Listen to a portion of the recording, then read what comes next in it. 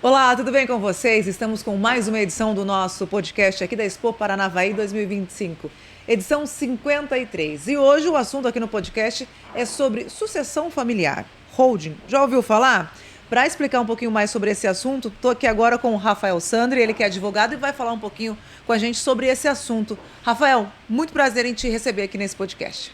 Boa tarde, Marcelo. O prazer é todo meu. Eu sinto muito honrado em estar aqui presente e poder falar desse assunto que para muitas pessoas é um tabu e hoje é muito importante, principalmente para as famílias ligadas ao agronegócio, para as famílias que detêm atividade rural ou para qualquer família, na verdade, que tem qualquer tipo de atividade empresarial, econômica, seja ela qual for. Bom, vamos falar um pouquinho sobre sucessão familiar. Muitas famílias, muitos produtores rurais atualmente não estão passando ali o bastão das propriedades para os filhos, que vão buscar outros caminhos, e isso é normal. Mas o produtor rural, ele precisa se preparar para o futuro, né? E quando fala em sucessão, em bens, em propriedades, é bom saber um caminho para seguir? Com certeza. A holding familiar é uma ferramenta utilizada dentro do planejamento patrimonial familiar. No Brasil, ela tem se mostrado como a melhor ferramenta para se executar um sistema, um planejamento patrimonial de fato. Ela traz, na verdade, muitos benefícios. Ela evita o inventário, ela traz uma proteção patrimonial, reduz custos tributários, mantém a harmonia familiar. Então, assim, uma organização patrimonial, tudo isso você consegue manter dentro de um sistema bem elaborado de holding familiar, holding rural. E como o produtor que se interessa, né? Vou ir atrás dessa sucessão familiar, de forma com holding, o que ele deve fazer? O primeiro passo? O primeiro passo é procurar um especialista. Sempre procurar um especialista. Como está na moda um pouco falar sobre esse assunto, holding, tem muita gente vendendo essa ferramenta sem ter o conhecimento técnico necessário. E isso acaba trazendo um problema muito maior no futuro, né? Agravando o que já é ruim. A gente passar pelo processo de inventário já significa um custo alto, né? Talvez criar uma desarmonia familiar. Então, se a pessoa não procurar um especialista, provavelmente ela vai ter dificuldades no futuro. Por exemplo, o produtor rural ele quer esse formato de holding. Ele quer fazer, mas não quer contar para ninguém. É possível? Como que funciona? Ou os filhos precisam saber, precisa de uma documentação mais específica? Ele tem que comunicar toda a família? Como funciona? Sim, na verdade, assim, existem algumas coisas, existem algumas questões dentro da holding familiar que ele pode manter em segredo e outras que serão públicas. Mas, de toda forma, a família tem que querer participar. Ah, mas e se um filho não quiser participar? Não, ele não é obrigado. O pai tem que garantir o que a gente chama de legítima, que é até 50% do valor do patrimônio, ele é obrigado a destinar aos seus sucessores, aos seus herdeiros, né? Sejam ascendentes ou descendentes, ou o cônjuge. Agora, o restante, 50%, ele pode destinar para quem ele quiser. Então ele pode sim deixar uma parte de fora. Se um filho não quiser participar, ele pode ficar de fora, desde que o pai garanta que a parte dele esteja garantida. Então, se ele quiser colocar mais alguém dentro dessa holding, pode também? Ele pode. Essa é a vantagem da holding. Como uma ferramenta de planejamento patrimonial, ela abre um leque muito grande de possibilidades, porque ela envolve tanto o direito civil quanto um direito societário. E a Lei de Liberdade Econômica de 2019 acabou aumentando as possibilidades que você pode executar dentro de um contrato social, de uma pessoa jurídica. É diferente, por exemplo, quando você faz a doação. Quando você doa algo para o seu filho, o seu herdeiro, isso não pode ser... Esse ato não pode voltar atrás. Você não pode voltar atrás desse ato. Então, doou, acabou. Se seu filho brigou com você, ou se depois ele mudou de lado, ou ele quis fazer qualquer situação, você não tem como voltar atrás. Ah, mas eu fiz uma doação com usufruto. Usufruto e propriedade são direitos reais disponíveis. Quer dizer, você pode vender até o usufruto. Você pode vender a propriedade e manter o direito de usufruto. Então, assim, ele perde o controle. Não só isso, não tem efeito, não tem nenhum benefício fiscal. Vai pagar o ITCMD igual um inventário. Então, quero adiantar. né? Não quero chegar a ter que fazer um inventário. A doação é uma ferramenta? É a melhor? Não. Né? Do meu ponto de vista, a holding oferece muitas outras possibilidades. E você pode mostrar para a gente como está, por exemplo, assim, os benefícios da diferença entre holding, doação, inventário, esse diferencial? Posso sim. É um pouco complexo para explicar, né, trazer os exemplos, mas de uma forma geral. O inventário, você vai pagar o ITCMD. Hoje, no estado do Paraná, o ITCMD está fixo em 4%. Mas a reforma trabalhista, que já foi aprovada e provavelmente vai passar a valer a partir de 2026, vai aumentar essa alíquota. Ela passará a ser progressiva, de 2% a 8%. Quer dizer, no Paraná, o que era 4%, pode dobrar, passar a ser 8%. Já existem outros projetos no Senado para aumentar de 8% para 16%. E tem estados querendo que chegue até 21%. Então, assim, com a reforma tributária, os estados vão perder o ICMS, que é um imposto, né, que é algo importante, e eles vão ter que compensar de alguma forma. E essa forma vai ser, talvez, através do ITCMD. Essa alíquota vai subir demais. Então, a pessoa que não se preparar e deixar para fazer isso lá na frente, pode perder uma grande parte do seu patrimônio. A gente acha, na verdade, as pessoas acham que, na verdade, só se trata dos 8%. Mas não. Além disso, você tem custas com advogado, custas com cartório, custas, né, do registro de imóveis, você tem outras custas além desse valor. Quando você calcula tudo isso, pode chegar a 10%, 12% do seu patrimônio. Isso se você tiver esse dinheiro. Se você não tiver, você talvez tenha que vender esse bem. Num exemplo simples aqui, imagine uma fazenda que foi comprada 10 anos atrás, por 2.500.000. Esse é o valor histórico dela, é o que está declarado lá no seu imposto de renda. Se você for fazer o inventário, essa fazenda ela tem que ser atualizada pelo valor do imóvel, valor de mercado do imóvel agora. Ou seja, vamos supor que ele passou a valer 25 milhões. Você vai pagar aí 10, 12% em cima desses 25 milhões. Nós estamos falando aí de 2,5 milhões, mais ou menos, tá? Estou fazendo uma conta de padaria aqui. Quem tem 2,5 milhões na conta parada para falar assim, vou pagar agora imposto? E é isso que acontece todos os dias. O que as pessoas são obrigadas a fazer? Vender a propriedade, para poder pagar o próprio imposto e ter direito de receber uma parte. O que acontece na prática? Eles acabam tendo que passar por um deságio, porque na hora de vender você está com pressa, você não tem dinheiro para pagar as custas, essa propriedade que vale 25 milhões você vende por 20. Quer dizer, só aí você já perdeu 5 milhões. Além disso, eu falei que ela estava declarada no valor histórico por 2,5 milhões. Se você vendeu ela por 20, você ainda tem que pagar o ganho de capital. Da diferença desses 2,5 milhões até 20 milhões. Somando tudo isso aqui, pode colocar aí mais ou menos um prejuízo de uns 10 milhões. Quer dizer, nós estamos falando aí de 40% do seu patrimônio. Isso pode acontecer, isso acontece. Né? Aqui eu dei um exemplo, é uma propriedade, mas eu sei que existem várias pessoas. É muito comum eu pegar clientes que têm... que até hoje existe um processo de inventário que está aí parado há 10 anos porque simplesmente a família não conseguiu pagar os impostos. Porque quando já cai para o inventário, daí não tem o que fazer, né? Chegou no inventário, não tem mais o que fazer. Né? É uma obrigação legal, inclusive. O que a gente fala de abrir o inventário é uma obrigação legal. Você tem um prazo de 60 dias. Muitos estados, o Paraná...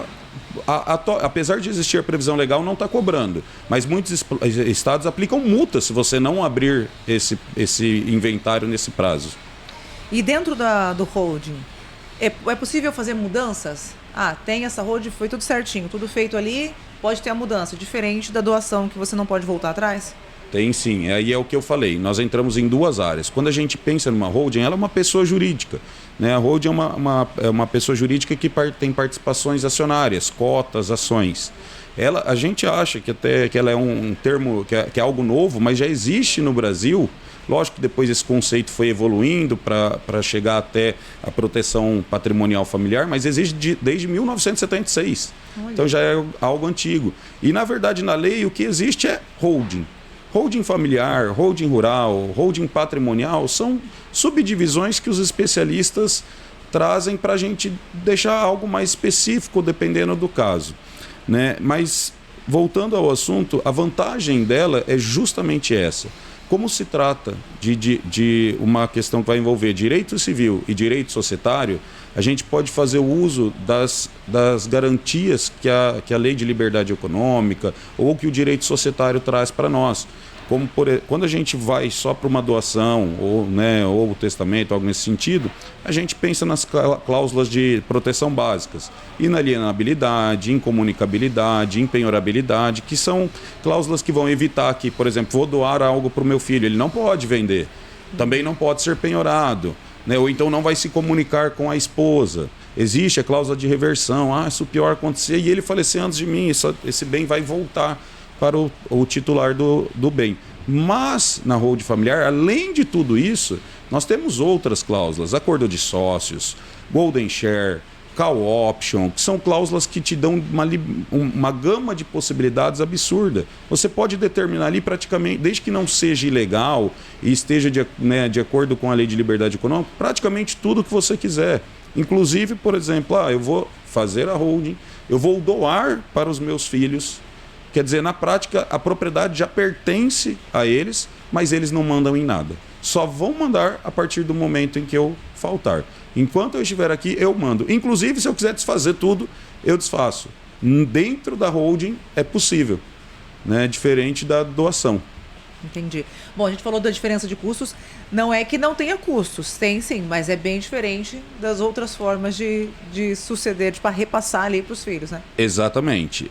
Dentro de um exemplo básico, e aí vem uma das vantagens da holding. Lógico, existem diversas regras e questões técnicas que envolvem isso, né? Que se a gente for falar aqui, nós vamos ficar horas e horas, mas dentro daquele exemplo que eu falei, se for fazer um inventário, pode custar de 10 a 12, se ele tiver que vender, pode chegar até 40. E se ele fizesse uma holding? Aí vem o pulo do gato. Qual que é uma das vantagens da holding? A lei permite que, no momento em que você vai integralizar bens para fins de capital social em uma empresa, quer dizer, vou tirar da minha pessoa física para colocar em uma pessoa jurídica, com o objetivo de integralizar capital, eu posso fazer isso pelo valor histórico. Ou seja, eu vou colocar aquele bem rural, dentro do exemplo que a gente citou, pelos 2,5 milhões. Então, lógico, como eu disse, existem ainda muitas minúcias, não é simples desse jeito. No Paraná, por exemplo, nem dá para fazer assim, né? E nós temos outras técnicas, mas fazendo aqui só um exemplo básico, se a gente for levar isso em consideração, então eu vou colocar dentro da minha pessoa jurídica um bem que vale 25 milhões, mas ele vai entrar pelo valor de 2,5 milhões e eu vou doar ele. Quer dizer, porque a partir de agora o que eu vou doar são as cotas dessa empresa. Passa a ser doação de cotas pelo valor do capital social de 2,5 milhões. Só aí, se a gente for colocar os mesmos 8%, já diminuiu ali para 200 mil, 200 e poucos mil. Quer dizer, a gente já saiu daqueles 2,5 milhões para 200 e poucos mil, mais custas de cartório, mais advogado. Você tem aí 10%, 15% do que você gastaria, né, em um inventário. E, é claro, novamente, não é simples assim. Não é simples assim. Porque depois todo mundo vai olhar e falar, nossa, então é só eu abrir a pessoa jurídica, colocar e doar? Não, não é assim. Existe todo um critério, cada estado tem uma legislação específica. Existem estados que não é possível fazer isso dessa forma. Aí nós adotamos estratégias diferentes, mas sim, é muito mais vantajoso. Cenário atual, agronegócio brasileiro, o produtor está sofrendo bastante, né, com as instabilidades desse 2025 que começou agora. Essa opção de holding seria a melhor opção para quem está pensando a longo prazo? Eu entendo que sim. Não só nós falamos aqui de proteção, de sucessão, de evitar o inventário, harmonia familiar, mas existe algo, e claro, dos custos sobre a questão do ITCMD. Mas existe também os custos tributários da atividade em si. Uma holding bem estruturada, e aí vai envolver uma questão operacional desse sistema, mas uma holding bem executada pode reduzir esses custos em valores absurdos. Né? Eu trago um exemplo, hoje mesmo eu tive a oportunidade de mostrar isso na palestra, um exemplo de um arrendamento. Lá eu tive a oportunidade de trazer um exemplo real, de um caso real. Mas só para ficar claro aqui, se você hoje arrenda, né, uma propriedade rural e declara isso no nome da sua pessoa física, você vai pagar 27,5% de imposto. Né? Se você fizer isso através de uma pessoa jurídica, da forma correta, você vai pagar 11,33%. Claro, pode chegar até 14% na pessoa física também, mas eu estou jogando aqui a regra geral. Então nós estamos falando de sair de 27,5% e ir para 11,33%. Calcula isso ao longo de 3 anos, 8 anos, 10 anos, que geralmente é o período de arrendamento. Né? Essa é uma situação. A atividade rural em si, ela é capaz de ter uma redução também significativa. Muitas vezes as pessoas me questionam, mas tem muita coisa que na pessoa física não compensa. Tem muita coisa na pessoa jurídica não compensa. De fato, tem coisa que compensa na pessoa física e tem outras que compensam na pessoa jurídica, isso para fins tributários. E quando o produtor rural fala isso, eu estou acostumado a trabalhar com os produtores rurais, eles têm aquilo que ou é 8 ou 80. Ou eu abro a pessoa jurídica e faço tudo lá, eu faço na pessoa física. E não. Na verdade, a gente pode trabalhar um sistema híbrido. Dependendo da atividade que esse produtor exerça, às vezes a gente pode levar isso para uma pessoa jurídica, né? Outras atividades manter na pessoa física e garantir que o retorno, na verdade, evitar um custo tributário muito maior. A diferença chega a ter valores assim, você sair de uma alíquota gigantesca para pagar algo em torno de 1,33, 1,36, 2, depende de cada caso. Né? Cada situação, cada atividade vai gerar um resultado, mas assim diminui demais, claro. Isso tem que ser feito da maneira correta, muitas vezes com mais de um profissional. Às vezes não basta só o advogado especialista em planejamento, nós temos que trazer um tributarista, o contador, enfim, mas executando isso da maneira correta, ele traz sim uma redução da carga tributária de forma significante. Bom, Rafael Sandri, que também, além de advogado, trazendo essas informações, também é diretor na Cidade Rural do Noroeste do Paraná, que está no meio de tudo isso. Fez uma palestra falando sobre esse assunto e está dentro da Expo Paranavaí, que fala muito sobre agronegócio também, né? O que você fala aqui, além de falar desse assunto importante, sobre a Expo Paranavaí também? A Expo Paranavaí é uma paixão à parte para mim, né? Eu estou aqui, na verdade, meu avô esteve aqui, meu pai ainda está aqui como diretor, e eu estou aqui, acho que já faz uns 10 anos como diretor, cada vez mais, né, adquirindo experiência, a gente vai assumindo aqui as funções, e hoje eu tenho orgulho de falar que eu estou à frente aqui na organização, e a Expo Paranavaí tem sido um sucesso. De verdade, eu recebi muitos elogios, né, do primeiro final de semana, que foi o nosso rodeio, foi bem emocionante, trouxe muita gente para o parque, e a gente espera que a quantidade de pessoas aumente, né? Agora serão 5 dias, a partir de amanhã, 5 dias de show totalmente gratuito. É a maior feira do estado do Paraná, totalmente gratuita. E a gente está vendo a montagem aqui ao fundo também, ó. Tá montando já os espaços para os shows dos próximos dias. Rafael, muito obrigado pelo bate-papo. Claro que a gente poderia ficar aqui conversando por horas até para explicar de forma minuciosa sobre holding. Mas para quem quiser saber mais informações, quer conversar com você, passa o seu contato também. Eu vou passar meu perfil no Instagram, lá eu publico muitas coisas a respeito, lá tem todos os meus contatos, como entrar, como funciona o atendimento, lá eu explico tudo. Né? É só vocês acessarem o @rafaelsandri.adv. É só me procurar no Instagram, fica facinho de achar todas as informações e muitas outras a respeito da holding familiar. Obrigadão pela participação, parabéns pelo rodeio também, que você estava à frente, e a gente segue aí com o Expo Paranavaí. Agradeço você também pela companhia e a gente se vê logo mais. Tchau, tchau.